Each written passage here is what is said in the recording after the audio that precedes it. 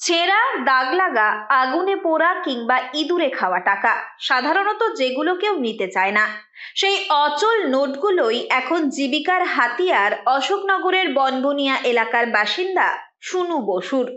গত প্রায় 10 বছর ধরে এই অভিনব ব্যবসা করেই চলে তার দিন গুজরান। প্রতিদিন সন্ধ্যা নামতেই নিজের 2 চাকার সাইকেলে মাইক বেঁধে অশোকনগরের বিভিন্ন বাজার, অলিগলি ও পাড়ায় ঘুরে বেড়ান সুনুবাবু।